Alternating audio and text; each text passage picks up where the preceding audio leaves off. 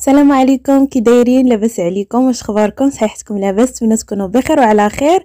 اليوم ان شاء الله جبت لكم واحد الوصفه وصفه ديال البرد اللي هي الصراحه غزاله، غير جربوها راه غتعطيكم واحد النتيجه. بقاو معايا نوريكم المقادير. بالنسبه للمقادير فهنا غادي نحتاج الشريحه او الكرموس المجفف. هنا عندي الثومه، غادي نحتاج كل حبه معها راس ديال الثومه. كيف ما شفتوا معايا انا الشريحه قسمتها في النص باش غادي ندير وسط من هذيك الثومه.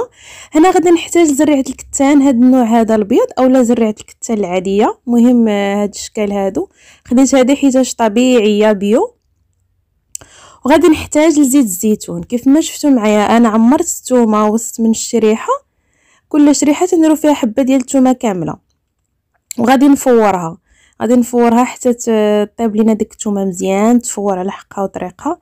هنا كيف ما تشوفوا معايا صافي راه تفورات. هذاك ديك الثومه ضروري خصها تولي زبده تفور مزيان.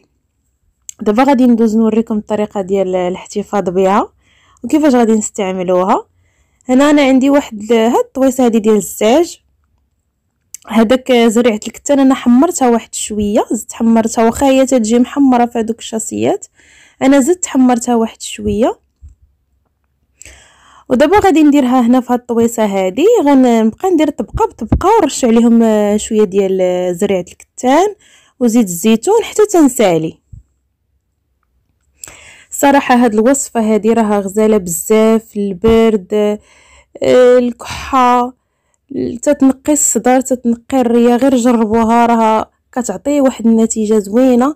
غير هي خصكم تتبعوها. بحال دابا انا هنايا على الاقل خصك تاخديها واحد المده ديال 15 يوم. انا هنايا درت على حساب حبه في الصباح وحبه في الليل، 30 حبه يعني 30 حبه على حساب وحده في النهار وحده في الليل. غتعطيكم واحد المده ديال 15 يوم. 30 حبه غتعطيكم مده ديال 15 يوم. ضروري وحده في الصباح على الخوا ووحده في الليل فاش تبغيو تمشيو تنعسوا. فراها غزاله بزاف. كيف ما تتعرفوا راه كلها افاده. الثومه زوينه، الشريحه حتى هي زوينه، زريعه الكتان هذاك الزيت اللي فيها حتى هو زوين، تيرطب الصدر وتينقي. يعني الوصفات اللي فيها كلها طبيعيه. وهذا ما كان، هذه هي الوصفه ديال اليوم. نتمنى انكم تجربوها وتعطيكم نتيجه، وغادي تعطيكم نتيجه، غير جربوها. وهنا تنكون وصلنا لنهايه الفيديو باش ما نطولش عليكم. شكرا لكم على حسن المتابعه، خليتكم في رعايه الله وحفظه. السلام عليكم حتى الفيديو جديد ان شاء الله.